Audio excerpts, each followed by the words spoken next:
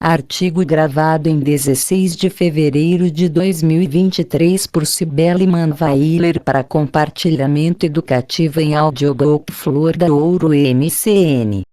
A amizade em Montaigne. Transformações na experiência de pessoa no século XVI. João de Azevedo e Dias Duarte. Resumo. Este trabalho discute a concepção de amizade manifesta nos ensaios de Montaigne, e busca mostrar que esta difere substantivamente das concepções clássica e renascentista, tal como se apresentam, respectivamente, em obras de Cícero e Laboede. Sugere-se a hipótese histórica de que a divergência teórica mencionada reflete transformações importantes produzidas, na ordem tradicional percebida e na experiência cotidiana, pelas guerras civis religiosas na França do século XVI. Palavras-chave: século XVI, amizade, Montaigne. Abstract. Peace Paper discusses the conception of friendship present in the essays of Montaigne. It aims to show that this conception differs substantially from classical and Renaissance conceptions, as manifested, respectively, in works of Cicero and Laboede. The historical hypothesis suggested is that the above-mentioned theoretical divergence reflects important transformations operated in the perceived traditional order and varied experience by the civil various of religion in 16th century France. Keywords: 16th century, friendship, Montaigne. É comum ler-se os ensaios como um texto onde se afirma uma subjetividade moderna. Tal interpretação tem, no entanto, de lidar com o incômodo conservadorismo de Montaigne, sua desconfiança em relação às novidades, seu respeito pela tradição, sua insistência no dever incondicional de se submeter às autoridades públicas, às leis e aos costumes, e sua crença em uma ordem natural e divina imutável. O conservadorismo montaigniano é, porém, um falso problema, erigido anacronisticamente sobre a existência putativa de um conceito de personalidade à frente de seu tempo nos ensaios 1. Montaigne não se percebia como um sujeito moderno, como um núcleo estável, presente a si próprio, de onde procederia o fluxo da escrita. O termo sujeito-subject jamais é utilizado por Montaigne para se referir a uma consciência que se manifesta no ato de capturar seu próprio pensamento. Sujeito aparece com apenas dois sentidos nos ensaios, referindo-se ou a pessoa pública, súdito de uma autoridade soberana, e 38a.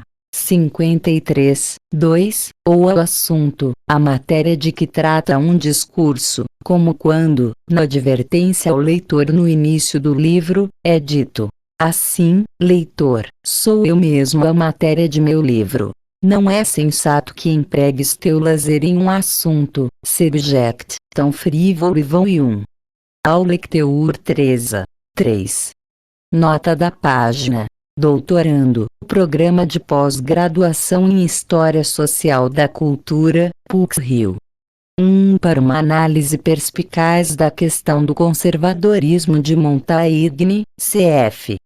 Costa Lima, 2005. As citações de Montaigne seguirão a seguinte fórmula.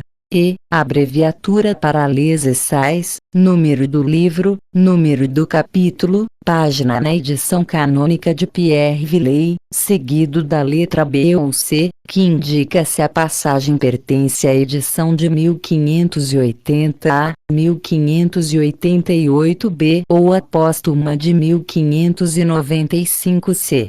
Por fim, a página da edição brasileira, publicada pela Martins Fontes em 2000. Fim da nota de página. Ao invés de encarnar um self moderno, Montaigne participava de uma experiência mais antiga de pessoa, que envolvia uma separação entre as esferas privada e pública do ser. Nela, os homens percebiam-se como duplos, ao mesmo tempo pessoa privada e sujeito público. A pessoa privada, o eu particular, era mera inconstância, processo desordenado do pensamento, movimento perene, banluir perenne, dirá Montaigne, e, por isso mesmo, frívolo e vão. Era-se sujeito apenas enquanto pessoa pública, membro de uma ordem sociopolítica, súdito de uma autoridade soberana, ou, à medida que se atualizava em si mesmo, mediante um trabalho de modelagem, um treinamento do habitus, uma tradição, um conjunto de valores imóveis. Esta última possibilidade era característica do humanismo renascentista, cujo interesse redivivo pela cultura clássica teve como resultado a incorporação mais incisiva da ética, e, de normas de conduta calcadas em uma pauta fixa de virtudes, tão importante na experiência clássica de pessoa, ao arsenal cristão de tecnologias do self. Animados por uma concepção mais flexível de natureza humana, os humanistas passaram a utilizar, à moda da paideia clássica, manuais pedagógicos, institutos, como os chama Thomas Green, 1968, modelos ideais de homem e sociedade, para automodelagem e aperfeiçoamento moral e intelectual. Esta experiência pedagógica humanista sofre, porém, um baque violento com a reforma no século XVI. Por um lado, há um retorno a uma concepção mais rígida de personalidade humana. Por outro, a própria cisão da Igreja e seu corolário, as guerras civis, afetam a unidade e a estabilidade da ordem sociopolítica tradicional, retirando a eficácia formativa dos modelos. Ora, como se pensar em espelhar modelos substantivos de virtude em um contexto deflagrado? Abre-se o hiato entre experiência e tradição, impondo dilemas angustiantes para a experiência do que era ser uma pessoa no século XVI. É exatamente esse ato que Montaigne dolorosamente percebe. Não é que a tradição, que os clássicos tenham perdido seu prestígio, Montaigne não deixa de frequentá-los, louvá-los, recitá-los. Simplesmente, eles não são mais capazes de orientar os homens, neste século corrompido e ignorante, onde os vícios de outrora tornaram-se os costumes de agora. E 807 c. 31. Impossibilitado de formar-se, restava a Montaigne ensaiar-se. No século XVII, filósofos como Descartes, Hobbes e Locke darão o passo decisivo para a superação da crise que se abre no XVI ao formularem concepções unitárias de sujeito, idêntico à sua consciência, homem natural racional, as quais contribuirão para a substituição do velho conceito teocêntrico, externo ao homem, por um conceito antropocêntrico, e, portanto, moderno, de ordem universal. Sem poder contar com este legado, e sem ser ele mesmo um filósofo, Montaigne recorreu a duas estratégias para lidar com os dilemas impostos pelo transtorno da experiência e das expectativas tradicionais. Montaigne buscou, de um lado, reiterar e defender a restituição dos elementos da ordem antiga que lhe pareciam pertinentes à estabilidade da experiência. Daí o seu conservadorismo. De outro, e isso é o que mais nos interessa, retirando-se precocemente da vida pública, tomou a decisão inédita de concentrar-se em sua pessoa privada, tentando fixá-la em palavra. Quando Montaigne afirma a sua intenção de retratar o eu nos ensaios, trata-se sempre do eu privado, que se não possui nem forma nem valor, que é puro movimento, inconstância. Je ne pense pas l'être. Je pense le passage. E 805 b. 27. Daí a sinuosidade e ambiguidade características do texto e seu afastamento das formas literárias tradicionais. Os ensaios são um livro que se escreverá enquanto houver tinta e papel no mundo. E 945. 240, pois trata-se do esforço vão, tanto no sentido de sem importância quanto no sentido de condenado ao fracasso, de retratar a contínua agitação e mudança dos pensamentos que caracterizam o indivíduo particular. Montaigne estava consciente da dificuldade. Eu retrato principalmente minhas cogitações, assunto, subject, informe, que não pode recair, tomber, em uma obra, production ou vragere. Mal posso assentá-lo nesse corpo aéreo da voz. E 379 c. 72. Uma análise do capítulo 28 do livro primeiro dos Ensaios da Amizade mostrará de que maneira a crise da experiência exemplar de subjetivação e a concentração montaigniana na pessoa particular afetam a concepção da amizade que aí se expõe. A amizade ocupa um lugar central tanto na obra quanto na vida de Montaigne. Demonstra-o não apenas a posição do referido ensaio no livro, exatamente no centro do primeiro volume, mas sobretudo o fato de que este é dedicado à memória de Etienne de La Boétie e da curta porém intensa amizade que se estabeleceu entre ele e Montaigne. A concepção montaigniana da amizade, inseparável da memória de La Boétie, afasta-se de sua concepção clássico-renascentista, na qual a amizade tem uma função exemplar. Os amigos servem um ao outro como espelho da virtude. Utilizarei como contraponto a leitura do ensaio de Montaigne, o diálogo de Cícero, Lélio, da amizade, e, subsidiariamente o discurso da servidão voluntária, de La Boétie, nos quais ainda prevalece a concepção especular da amizade, que desaparece em Montaigne.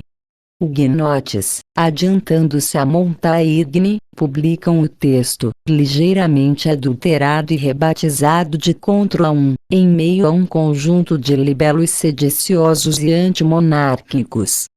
Desistindo de seu projeto e descontente com o mau fim dado à obra de seu amigo, Montaigne acrescenta ao final do ensaio uma defesa de La Boétie, procurando desvinculá-lo daqueles que procuram perturbar e mudar o estado de nosso governo. E 28, 194 a 290.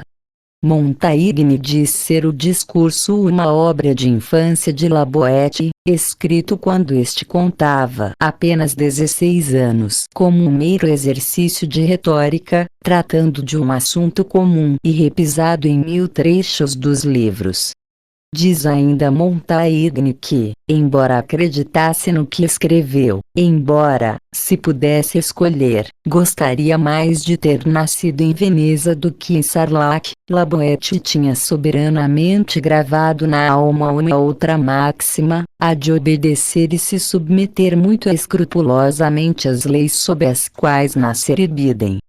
A leitura do discurso nos oferece pistas valiosas a respeito de seu espírito. Nota-se em primeiro lugar a beleza formal do texto, sua bem ordenada disposição dos assuntos, o uso primoroso da língua e o seu tom elevado. Em seguida, a erudição clássica de seu autor, que passeia com naturalidade por episódios lendários e históricos da Grécia e de Roma, lado a lado com seus ilustres personagens. Contrasta a profusão de referências clássicas, harmoniosamente escolhidas e distribuídas de acordo com o mais rigoroso cânone retórico, a quase absoluta ausência de menção a eventos ou figuras contemporâneas. O argumento, aliás, é simples. A causa da odiosa tirania reside no antinatural e covarde desejo de servir do povo. O desejo de servir opõe-se ao gosto natural pela liberdade, cujo exemplo nos dão as amizades virtuosas de Hermódio e Aristogitão, Bruto e Cássio, heróis republicanos clássicos. Estes, por terem pensado e agido virtuosamente, eliminaram com êxito a tirania e restauraram a república em suas épocas, pois a bom querer fortuna quase nunca falha. Laboete, 1982, 24. Laboete articula a amizade, virtudes cívicas e liberdade, em oposição à tríade adulação, tirania e servidão. O tirano não tem amigos, apenas aduladores. Mas isso é tudo o que se diz. Em momento algum, no discurso, apresentam-se propostas positivas que pudessem ser convertidas em um programa político concreto. Seu vitupério contra a tirania não busca converter-se em prática.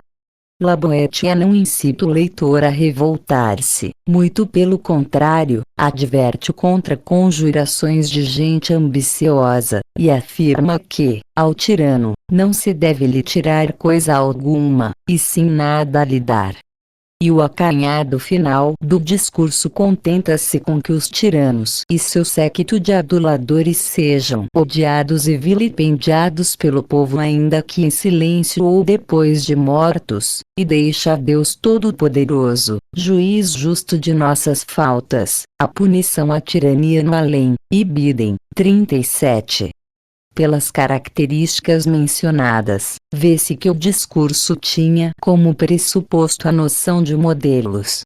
O discurso é um instituto, uma utopia de cidadãos amigos virtuosos, espelhada em Esparta e Veneza, mitos da liberdade republicana. 4. Sendo uma utopia, permanece no plano ideal da aspiração, sem jamais romper os limites da retórica.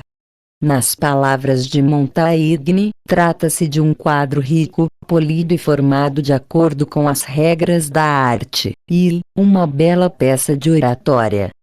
Portanto, nada mais distante de seu propósito do que a sua apropriação pelo partido radical dos huguenotes monarcômacos, na defesa de suas causas sediciosas.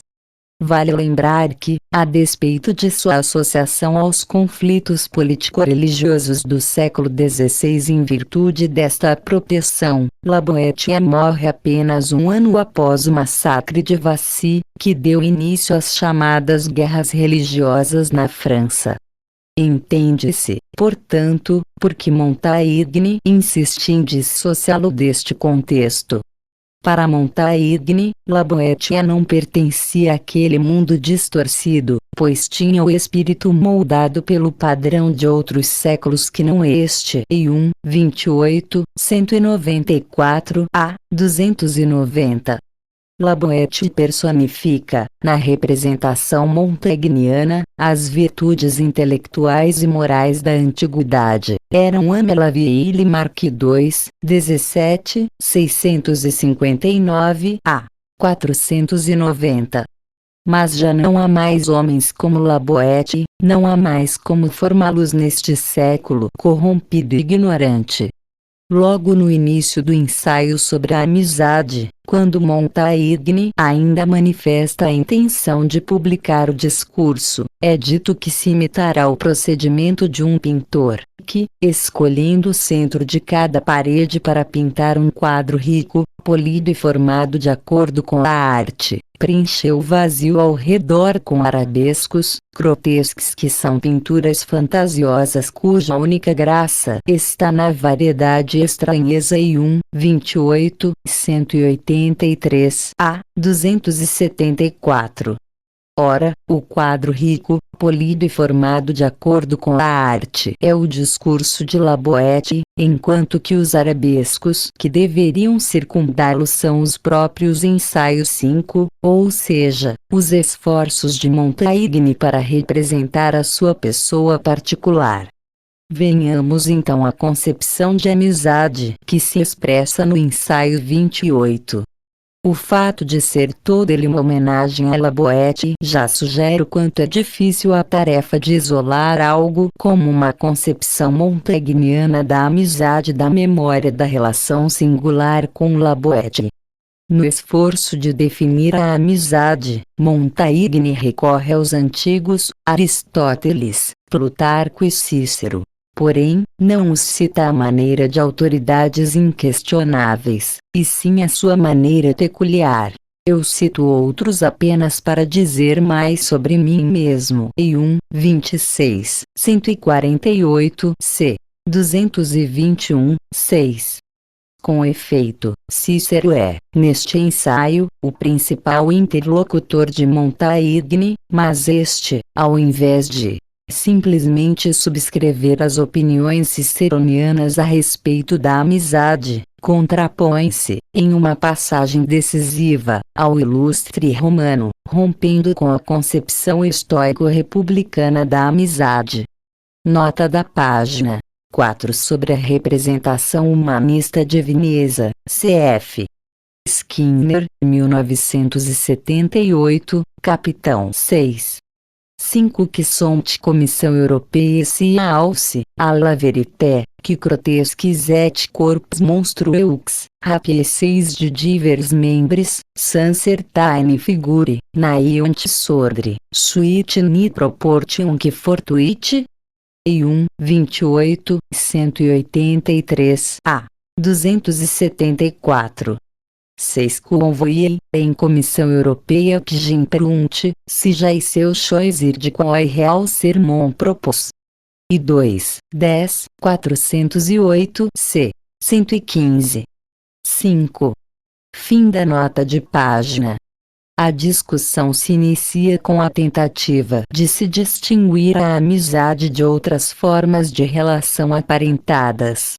A verdadeira amizade, cuja causa, objetivo e fruto residem em si mesma, distingue-se, em primeiro lugar, da relação entre pais e filhos, onde a excessiva desigualdade entre as partes impede uma correspondência plena.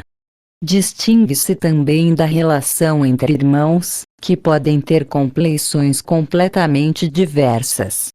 Ademais, sendo as relações familiares relações que a obrigação natural nos impõe, não há nelas o elemento voluntário, escolha e livre-arbítrio, presente na amizade.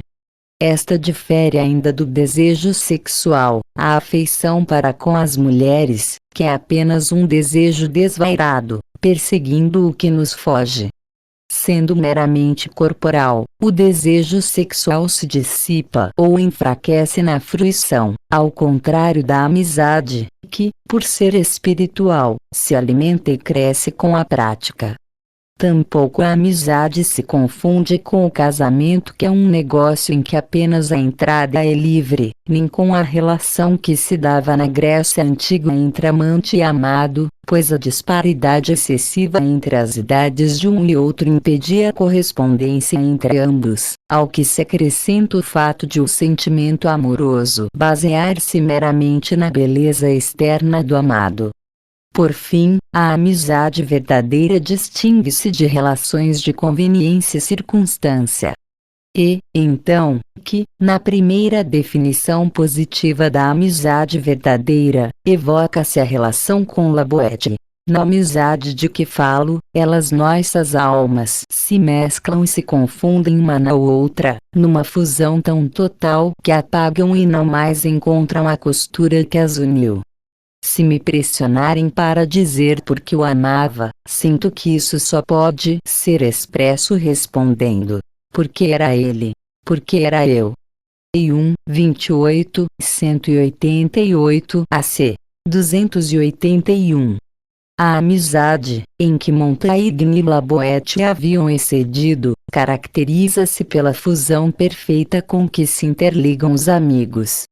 Há algo de místico na amizade ideal, uma espécie de transcendência mútua através da qual se perdem e se confundem as almas dos companheiros. Continuando a passagem, Montaigne diz: para além de toda a minha argumentação e do que posso dizer particularmente a este respeito, existe não sei que força inexplicável e fatal, mediadora desta união e bidem, grifos meus. Aqui já se manifesta a divergência com Cícero, que se tornará explícita em seguida. Cícero possui um conhecido diálogo sobre a amizade, escrito no final de sua vida, já no exílio, e dedicado a seu amigo Tito Pompônio Ático.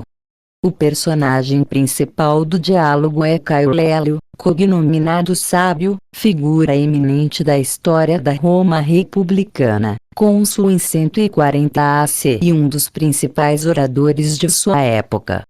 A escolha de Lélio como porta-voz de Cícero no diálogo deve-se tanto à excelência de sua pessoa pública, quanto ao fato de que este mantivera uma amizade memorável com Públio Cipião Africano, outra personalidade política eminente, herói nas guerras púnicas, cônsul etc. Segundo Cícero, discursos deste gênero tendem a adquirir maior dignidade quando se fundam na autoridade de homens do passado, especialmente aqueles mais ilustres. Lélio I 4, 113. Situada a cena do diálogo logo após a morte de Cipião, Lélio é incitado a dissertar sobre a amizade por seus dois genros, Quinto Múcio Sévolo e Caio Fânio.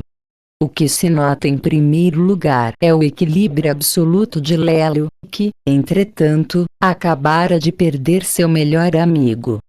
Embora admita sentir a perda de um amigo tão excelente quanto Cipião, Lélio não perde a compostura, pois acredita que nenhuma inconveniência pessoal deve ser capaz de compelir um homem de natureza firme a negligenciar seus deveres públicos. E 8, 117. Lélio não é denominado sábio à toa. O sábio estoico é aquele que atingiu ou aspira a atingir a ataraxia, a imperturbabilidade interior, que o aproxima da estabilidade e autonomia do logos cósmico. O homem que se encontra fortificado pela virtude e pela sabedoria não é dependente de ninguém e considera que todas as suas posses estão dentro de si mesmo. X 30. 141. Por isso, diz Lélio, que necessidade tinha o africano de mim? Por Hércules? Nenhuma. E eu, com certeza, tampouco tinha alguma dele. Eu o amava por causa de uma certa admiração por sua virtude, e ele, por sua vez, me amava talvez por causa da boa opinião que tinha do meu caráter e bidem, grifos meus. Compare-se agora essa passagem com aquela acima, em que Montaigne evoca sua relação com Laboete. Nada parece mais distante daquela fusão apaixonada, na qual os amigos se perdem um no outro do que esta respeitosa admiração mútua pelas virtudes um do outro. De fato, desde o início do diálogo ciceroniano, a amizade é associada à virtude e à excelência moral. Antes de mais nada, estou convencido de que a amizade não pode existir exceto entre homens de bem. V 18, 127. Por intermédio de Lélio, Cícero diz que a amizade nos foi dada pela natureza como a é da virtude, para que esta possa, auxiliar em uma parceria de homens de bem, atingir seus mais elevados objetivos. X 83, 191. Através da emulação e do aconselhamento mútuo, os amigos devem se auxiliar no caminho do bem soberano que é a excelência moral. Os amigos devem ser o espelho um do outro, mas um espelho que reflita sempre o melhor de cada um. Aquele que olha para um amigo verdadeiro, olha, como se fosse, para uma espécie de imagem de si mesmo. V 23, 133. Daí a importância dada no diálogo às questões dos limites da afeição e da escolha dos amigos. É preciso todo cuidado com quem se escolhe para iniciar uma relação amical, devendo-se antes de estabelecer a união pôr o caráter do pretendente à prova. Deve-se amar o amigo depois de tê-lo avaliado x 85, 193, diz Lélio. Assim, é responsabilidade do homem sábio controlar o impulso da simpatia como se faria com o de uma carruagem, e, assim, conduzir a amizade de tal forma que se possa, em certo grau, submeter à disposição dos amigos, como se faz com aquela dos cavalos, um teste preliminar XVII 63, 173. O exame de caráter não se limita ao momento da escolha do amigo, devendo continuar na relação estabelecida, pois a preservação da utilidade e da confiabilidade da amizade exige que haja espaço na relação para advertências e até para censuras, que devem ser dadas e recebidas de bom grado. Disse que a verdade pode, às vezes, envenenar a amizade, entretanto, muito mais grave, segundo Lélio, é a complacência, que, por demonstrar indulgência para com as faltas do amigo, permite que ele se encaminhe diretamente para a ruína x 89, 197. O termo aqui é exato. Ruína é o oposto do edifício sólido que representa a virtude. E é de virtude que se trata.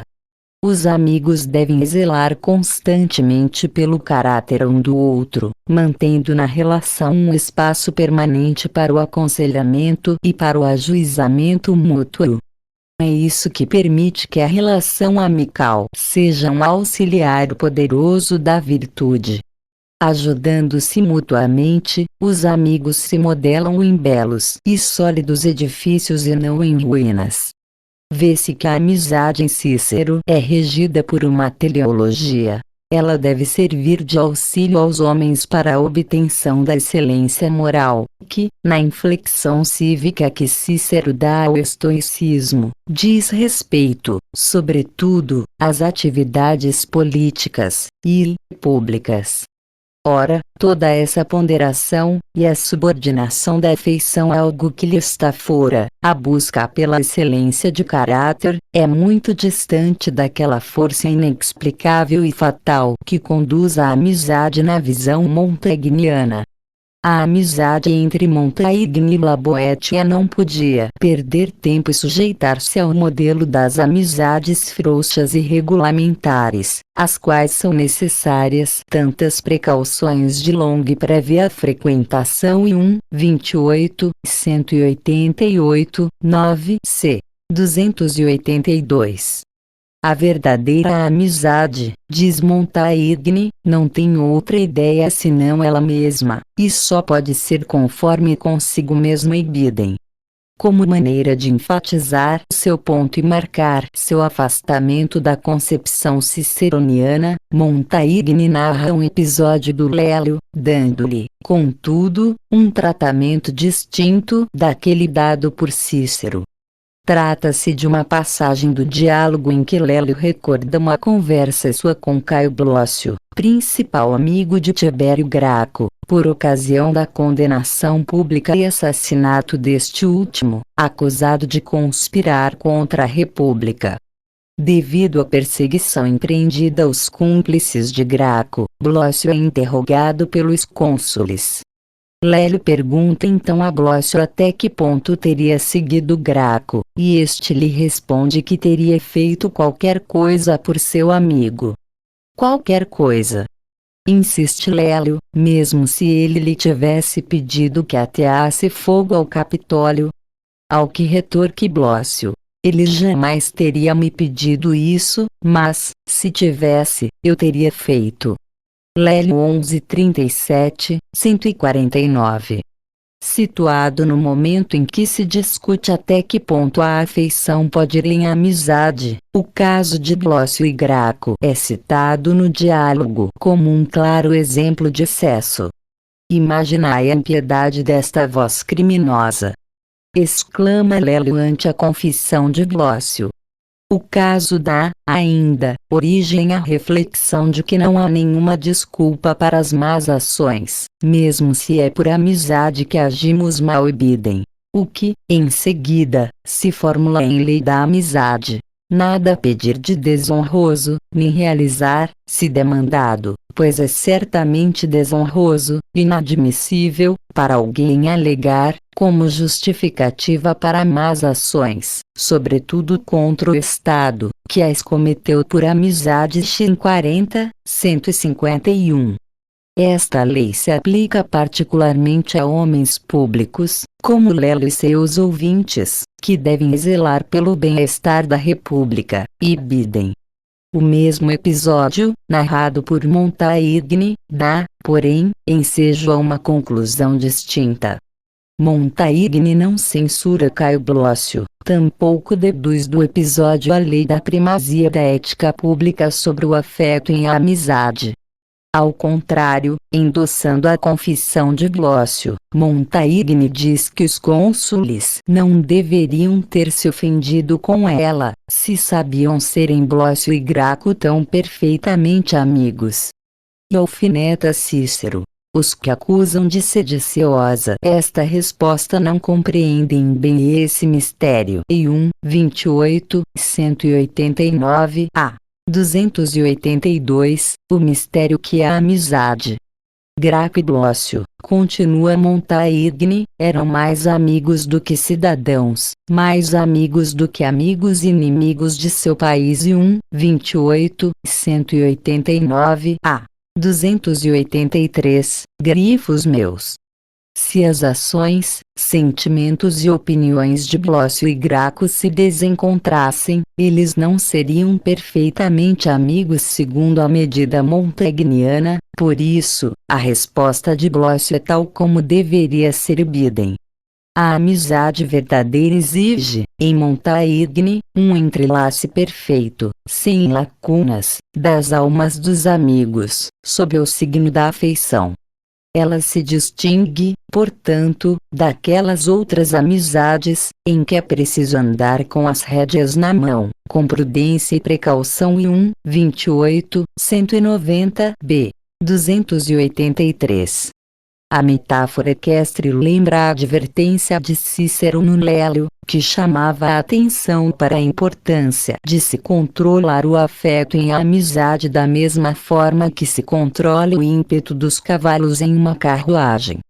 Em Montaigne, ao contrário, é o afeto que preside a união perfeita que caracteriza a amizade ideal.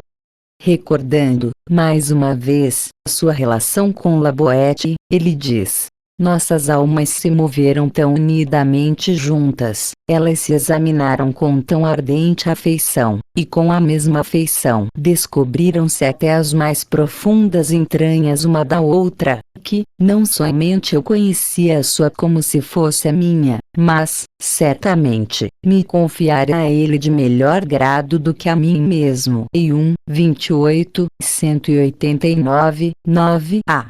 283. A primazia, postulada por Cícero, da ética pública na amizade é contestada por Montaigne.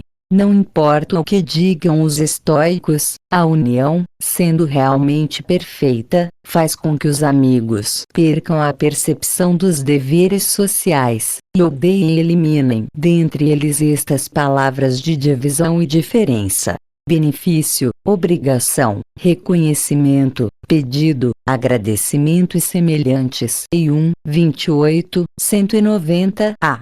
284. Ora, que significa dizer que a amizade única e superior descose todas as outras obrigações. E 28, 191 c. 286, senão que os deveres públicos e a amizade dizem respeito a planos diversos? Abandonando a teleologia da virtude, na qual se encerra a amizade em sua concepção clássica, Montaigne cancela sua dimensão pública, convertendo-a em um fenômeno exclusivamente privado, em algo único, singular. A amizade verdadeira, chamemo-la pelo nome, a amizade entre Laboete e Montaigne, diz respeito a fatos inimagináveis para quem não os experimentou. E Biden. Esta amizade não tem forma pública, e, portanto, tampouco tem modelo. pois os próprios discursos que a antiguidade nos deixou sobre esse assunto parecem-me frouxos em comparação com o sentimento que tenho a esse respeito.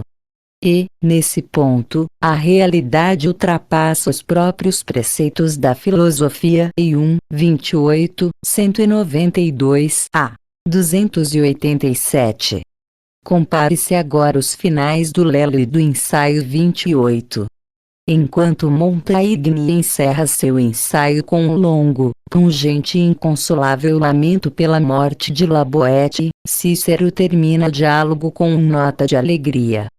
Paralelo, Cipião ainda vive e sempre viverá, pois foi sua virtude que causou o meu amor, e isso não se extinguiu. Não é apenas diante dos meus olhos e para mim, que constantemente a tive ao meu alcance, que sua virtude ainda vive. Ela brilhará e será um farol para as gerações futuras. Ninguém jamais empreenderá com coragem e esperança as mais grandiosas e nobres tarefas da existência sem propor a si mesmo como modelo a memória e o exemplo deste homem ilustre vi em 102, 209. Privado da companhia de seu par, Montaigne se lamenta, pois não tinha o consolo de Lélio. Não era a virtude imortal que amava, mas sim La Boétie, pessoa particular e finita. Morto o amigo, a amizade não persiste como exemplo, morre também, única e singular. Ao converter a amizade em fenômeno inerentemente privado, Montaigne mantém a separação entre as esferas do privado e do público, juntamente com a irrelevância política de tudo que diz respeito à primeira. O domínio do privado é o domínio do movimento da fantasia, da inconstância de pensamento, mas é também onde se inclui essa coisa única e extraordinária, sem forma pública nem modelo, que é a amizade, força fatal e inexplicável. Referências bibliográficas: Cícero, M.T. Laelius, de Amicitia. Latin Test with Facing English Translation B.W.A. Falconer. Cambridge M.A. Harvard University Press, Vol. XX, 1923. Loeb Classical Library. Costa Lima. L. Limites da Voz, Montaigne, Schlegel, Kafka. Segundo et. Revisada. Rio de Janeiro. Totbox, 2005. Green, T. Flexibility of the Self in Renaissance Literature. In. Demetrius, P.T. e Green, L.N.J.R. The Disciplines of Criticism, Essays in Literary Theory, Interpretation and History. New Haven, London. Yelap, 1968. La Boétie, e Discurso da Servidão Voluntária. Tradução: Laimert Garcia dos Santos. Ed. Marilena Chauí. Segundo et. São Paulo. Ed. Brasiliense, 1982. Col. Elogio da Filosofia. Montaigne, M. Les Essays. Edition Ville et Saunière avec images digitales correspondantes de l'exemplaire de Bordeaux. http://www.lib.chicago.edu/artifs/projects/montaigne/ Tradução brasileira de Rosemary Coster Cabilho. Segundo et. São Paulo. Martins Fontes. 2002.